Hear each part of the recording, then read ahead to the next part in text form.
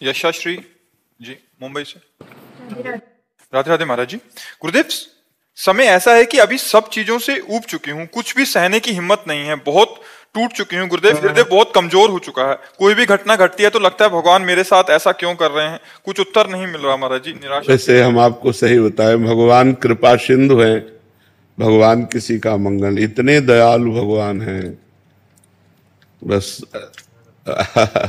उनकी दया की बात आते तो रोने के सिवा कोई और बात मतलब कहने की ताकत नहीं है।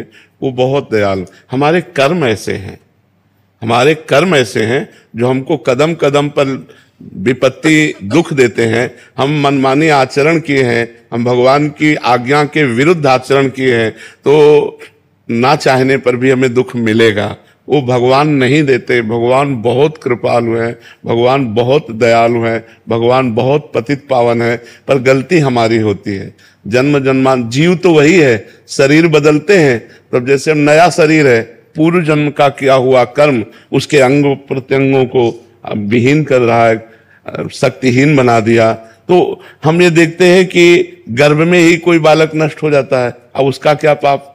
वर्तमान में तो कोई पाप नहीं, पूर्व का पाप है। तो हमें चाहिए कि धैर्य पूर्वक सहना।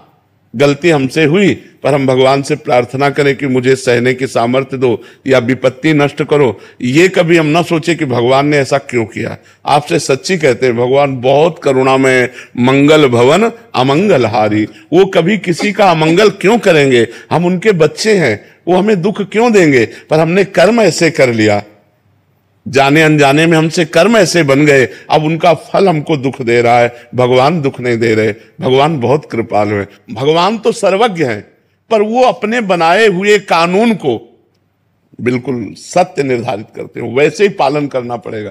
अगर भगवान ने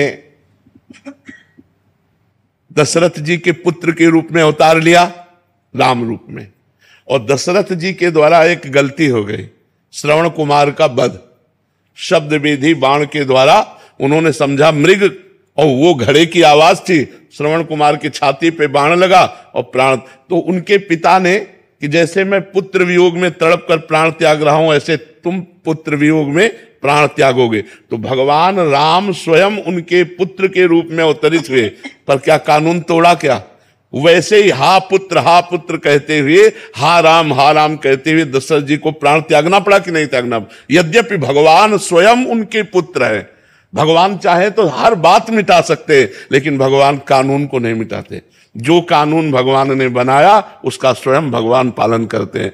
तो हम जीव हैं, हमारे द्वारा कुछ कर्म ऐसे बिगड़े हो जाते हैं जिनका फल हमें दुख भोगना पड़ता है। तो हम धैर्यवान बने, हम नाम जप करें, पर भगवान को न कोसे कि भगवान ने हमको ऐसा। भगवान बहुत कृपालु हैं, और भगवान ऐसा कभी किसी को कष्ट नहीं दे सकते। देखो, इतने कृपालु हैं कि भगवान को जो गाली देता है, भगवान की जो निंदा करता है, उसको भी सूर्य, वायु, धरती, पानी, भोजन सब भगवान दे रहे हैं। नहीं दे रहे हैं? नहीं तो वो चाहे तो 1 मिनट में दिल फेल कर दे, वो चाहे तो 1 मिनट में दुर्दशा कर दे, भगवान है। लेकिन भगवान पापियों की भी दुर्दशा नहीं करते, उनका पाप कर्म उनको खुद दंड देता है, भगवान दंड नहीं देते। भगवान तो कृपा करते हैं, भगवान तो अतिशय कृपालु हैं। अनंत माताओं के हृदय में जितना प्यार है, वो सब भगवान के एक अंश से हो। भगवान वात्सल्य समुद्र है, वो हमको क्यों कष्ट देंगे? हमारे कर्म हमको कष्ट दे रहे हैं। कर्म प्रधान है, जैसा जैसा हम कर्म करेंगे वैसा ही हमें भोगना पड़ेगा। इसलिए हमें लगता है हम भगवान को ना कोसे, हम अपने कर्मों का सुधार करें और नाम जप करें।